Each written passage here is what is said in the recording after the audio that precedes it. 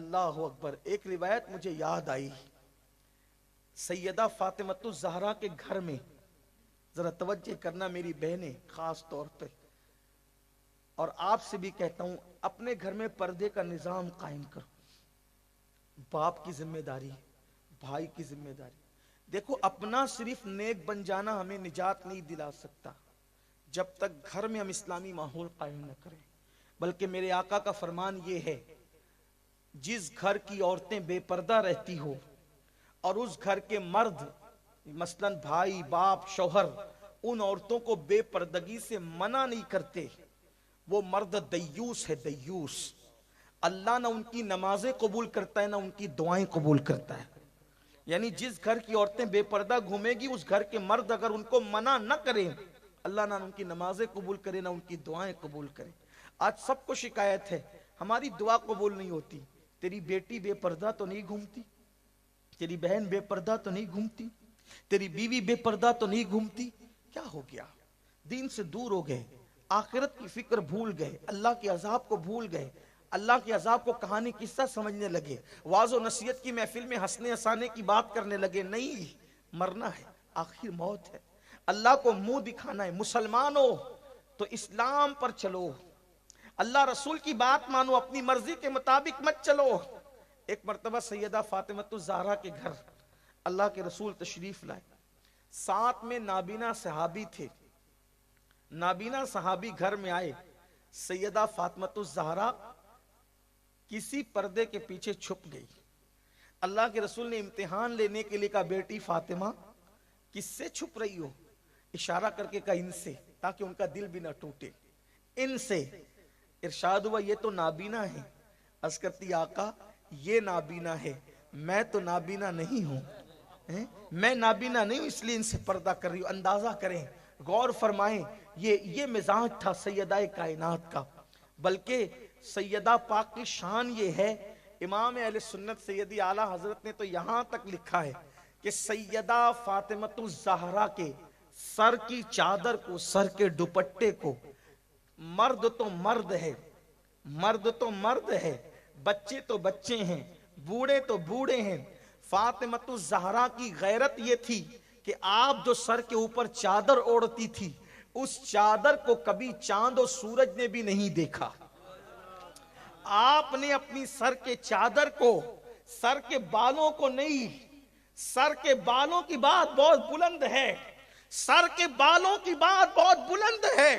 لاؤ کوئی ایسی عورت کائنات میں, لوگ ایسی خاتون کائنات کی اولین اور آخرین میں بتا نہیں سکتے یہ نبی کی بیٹی ہے, سیدہ طیبہ طاہرہ عابدہ زاہدہ راکعہ ساجدہ نقیہ تقیہ زکیہ ام ابیہا سیدہ کائنات ملکہ فردوس بری مخدومہ کائنات سیدہ فاطمۃ الزہرا سلام اللہ علیہا. وہ خاتون ایک امام حسین سے کسی نے کہا تھا, حسین تمہاری ماں بڑی نیک تھی, آنکھوں میں آنسو آ گئے.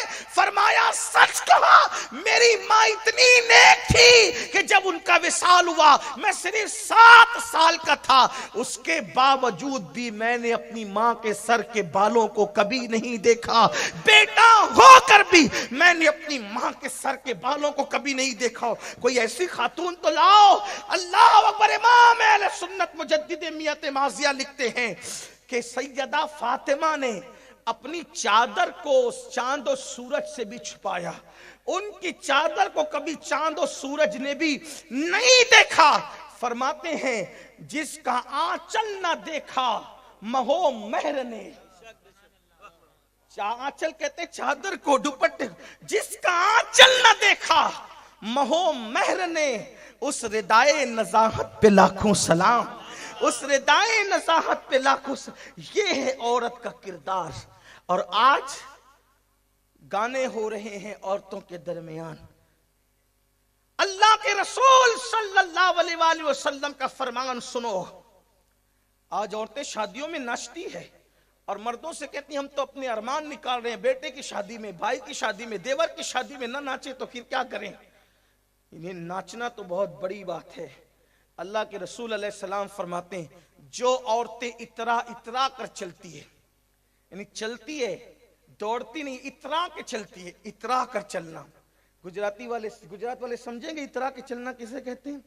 مجھے گجراتی نہیں آتی ورنہ میں گجراتی میں بولتا آپ کو، لیکن آپ سمجھ سکتے ہیں میں کہنا کیا چاہتا ہوں کہ اترا کر جو عورتیں چلتی ہے اللہ تبارک و تعالی اس عورت کو جنت کی خوشبو بھی نہیں دے گا، اور اس عورت پر اللہ کی لعنت ہوتی ہے، اور زمین اس کو پکار پکار کر کہتی ہے اے اترا کر چلنے والی عورت، جب تم میرے اندر داخل ہوگی تو تجھے ایسا دباؤں گی کہ تیری پسلیاں ایک دوسرے سے مل جائے گی.